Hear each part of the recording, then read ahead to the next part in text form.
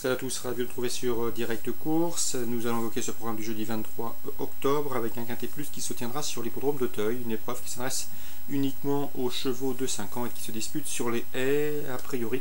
Et selon moi, la solution semble se situer dans la partie haut du tableau, à commencer par le numéro 1, Le Château, qui pour sa rentrée, après 3 mois d'absence, s'est imposé à Auteuil dans le prix Jean-Bart, et ce dans une plaisante action. Il devançait ce jour-là ses aînés, donc ce qui relève sa performance. Ce qui relève également sa performance, c'est qu'il n'était pas annoncé encore à 100% de ses moyens par son mentor Christian Scandella. Le cheval a accusé de nouveaux progrès sur cette course. Sachez également qu'il n'affronte cette fois-ci que ses contemporains. Dès lors, en dépit de la surcharge encourue, eh bien, il me semble en mesure de doubler la mise. Je lui poserai le numéro 3, Vieux Morvan, qui vient de prouver sa forme sur le steeplechase, mais qui possède également des références sur les balais. D'ailleurs, il a déjà eu l'occasion de faire l'arrivée sur le parcours qui nous intéresse. C'est également un postulant en première place.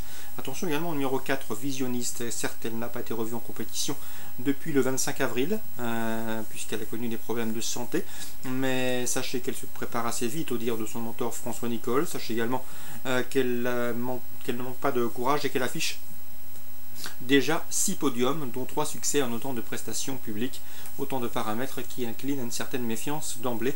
Elle peut faire l'arrivée. Le numéro 8, Vangel de Cerisy, un cheval qui est toujours à la recherche d'une première victoire sur l'hippodrome de la Butte-Mortemart, mais qui ne manque pas de référence et qui a prouvé qu'il fallait compter avec lui à ce niveau de compétition. On atteste sa 4e place obtenue dans le prix de Bonnet, c'était le mois dernier sur l'hippodrome d'Anguin, une confirmation qui s'y attendue. Le 6, Joropo, qui après avoir été malade vient de faire une course de rentrée victorieuse en plat. Ce qui sur les programmes de Montauban, ce qui atteste de son bon degré de forme. Il revient ici sur les haies et sur les condos d'Auteuil avec la ferme intention de se mettre en évidence. Notez qu'il a déjà eu l'occasion de s'imposer sur le parcours qui nous intéresse, c'était courant avril. Le 2, Chiffre d'affaires, sa dernière sortie en plat au pain en rat avait essentiellement pour but de parfaire sa condition en vue de cette course, une course sur les obstacles, sa discipline de prédilection. Je ne serais pas surpris de le voir s'immiscer dans la combinaison gagnante de ce quintet, et ce à belle cote.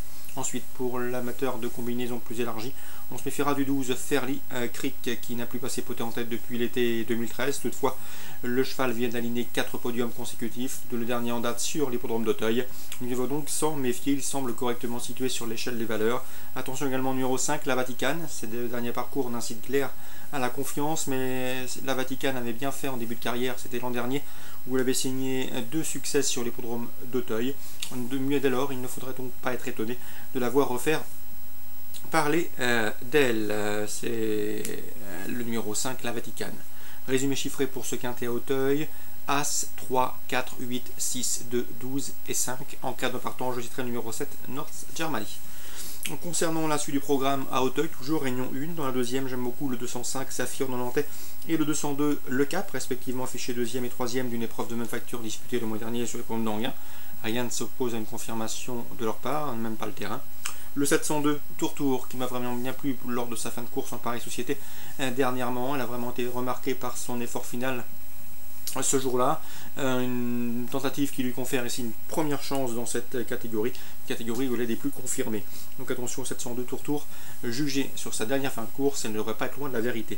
Et enfin dans la 8e, j'aime beaucoup le 807 Vicody, qui pour ses débuts à Auteuil a pris une bonne 3e place. Il a été battu de peu ce jour-là après avoir longtemps fait illusion pour la palme. Ici dans ce lot, l'occasion lui donnait de franchir le poteau en tête, le 807 Vicody. On lui opposera le 801 United Park, qui n'a toutefois pas été gâté par les conditions pondérales, il devra en effet porter pas mal de poids. Et le 803, c'est Unzo Dubara, qui revient à Auteuil après 2 victoires enregistrées sur le steeplechase de Pompadour. Ça se complique ici, mais sa forme du moment l'autorise à quelques espoirs. 807 Vicody, l'éventuelle opposition, le 1 et le 3. Désormais à Cabourg en Réunion 3. Dans la première, j'aime beaucoup la coalition Dubois avec le 104 Coco Beach. 3e en débutant à Graigne, cette fille de Baccarat Dupont est assurément faite pour bien vieillir et devrait s'affirmer et progresser au fur et à mesure des courses. Ici, elle peut ouvrir son palmarès, c'est le 104 Coco Beach. On lui posera le 103 Ciao Love, fils de Répète Love. 2e en débutant sur les programmes de Bernay en étant respecté. Lui aussi ne devrait plus tarder à ouvrir son palmarès. 104, 103, les protégés du bois dans cette épreuve d'ouverture à Cabourg, Réunion 3. Dans la 6e, Thibaut Le Floch n'est pas négatif avec le 616 Vivaldi Jet. Le cheval fait face à un bel engagement au plafond des gains, sera d'ailleurs déféré des 4 pour l'occasion. C'est un objectif, il pourrait bien en profiter. Le 616 Vivaldi Jet. On lui posera le 614. Assez vaillant du Lamé, qui vient de s'imposer sur le parcours qui nous intéresse et qui lui confère une chance Et le 612 également, vainqueur céleste, un cheval qui a toujours été ménagé par Stéphane Doisneau, son mentor. 616, 14 et 12.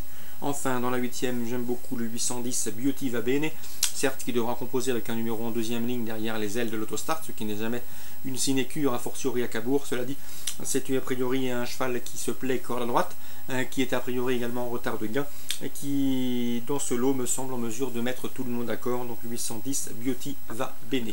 Course ciblée Cabourg Réunion 3, la première 104-103, la 6e 616 et la 8e 810. Excellent jeu à tous, bonne journée.